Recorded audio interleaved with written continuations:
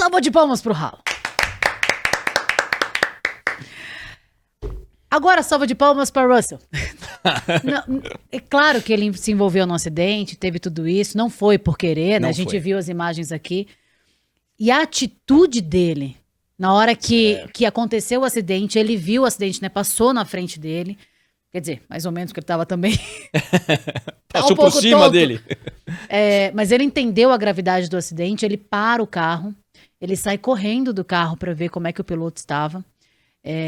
Foi uma imagem que me chocou muito, assim, passou nas redes sociais. Aí, essa parte, ele tá já em cima dos pneus, pedindo ajuda, né?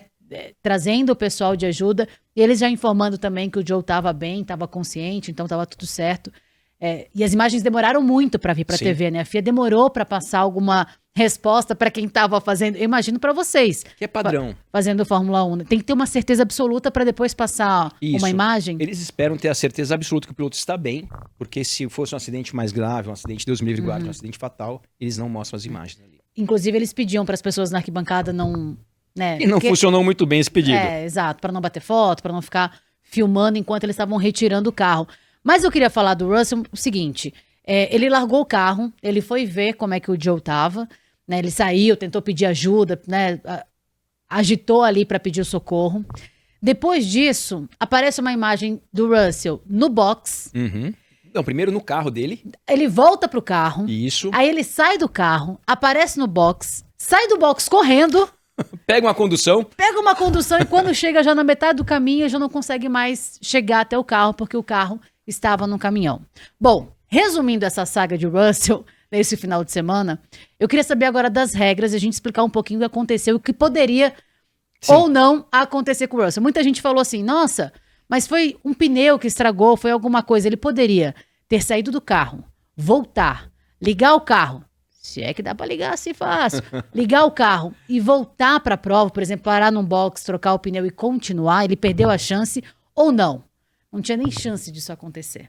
Kalinka, eu vou dar algumas explicações sobre esses pontos que você levantou, que são muito interessantes, e falar algumas coisas que não são fatos, mas é a minha visão sobre o que aconteceu em relação a esse assunto que você falou do Russell. Tá bom. Você estava lá, né?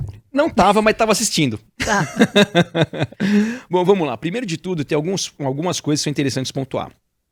Os carros de Fórmula 1, já há muito tempo, eles não morrem mais. Sabe quando a gente vai sair da garagem, daquela soltada de embreagem? Eu não sei, porque eu nunca deixei nunca o carro faz morrer. isso? Não, imagina, jamais. o seu Kalinka falou que você aprendeu, era excelente aluna e virou um excelente motorista. Então, com você nunca deve ter acontecido, mas com nós mortais já aconteceu de você sair, soltar a embreagem um pouco rápida e o carro morrer, ou de você frear o carro apagar.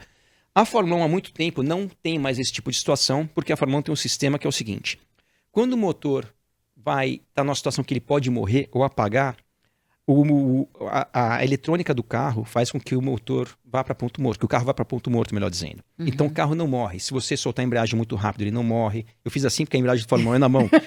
Ou se você rodar e o motor ele não morre, então o carro só desliga quando o motor quebra ou se você desligar o carro. Okay. Isso é um ponto.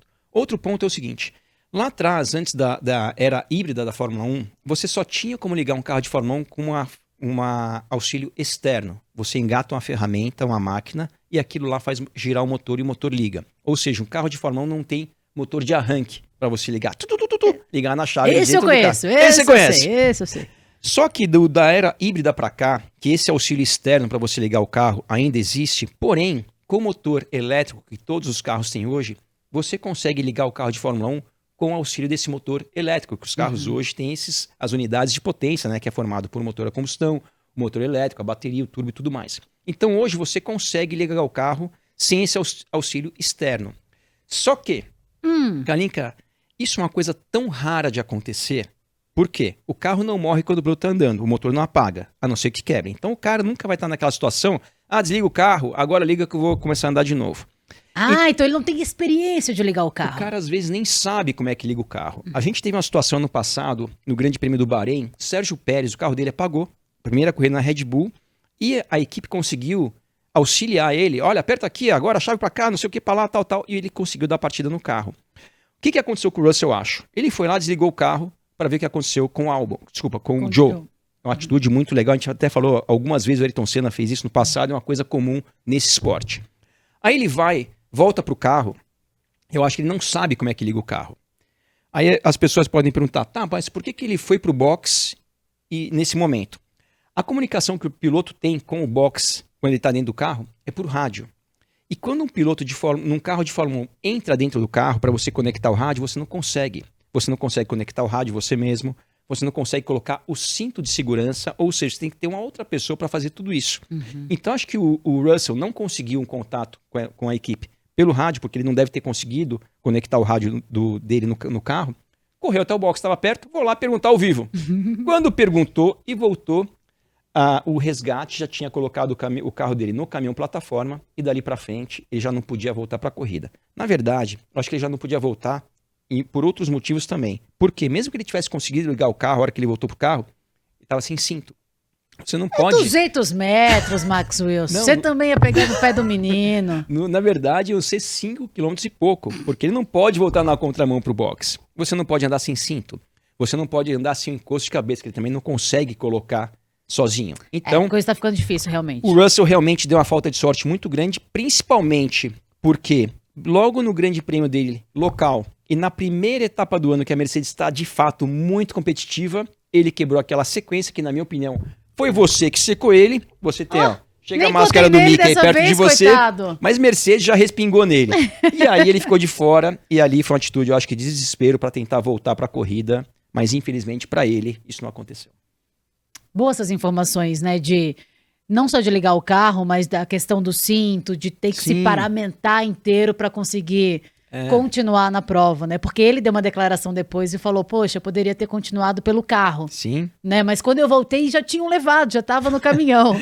Você vê ele contando assim, poxa, tipo, perdi a chance. E outra coisa que aconteceu com o Russell, que foi interessante também, quando ele fala a visão dele do que aconteceu no acidente, ele fala assim, não, bateram atrás de mim. Ah, é verdade. E na verdade, não é que ele estava falando assim uma mentira. É que ele não tinha visto as imagens e talvez a sensação dele, quando alguém bate atrás e você roda, quando alguém bate do lado e você roda, pro piloto a sensação é muito parecida. Mas de fato bateu atrás, porque bateu na roda dele, mas porque ele foi pra cima. Exatamente, Mas realmente foi uma falta de sorte dele, um piloto que vem tendo uma temporada maravilhosa, mas logo na corrida que o carro tá avoando, ele não andou 200 metros. Andou mais a pé para ver o Joe se tava bem ou não do que de carro.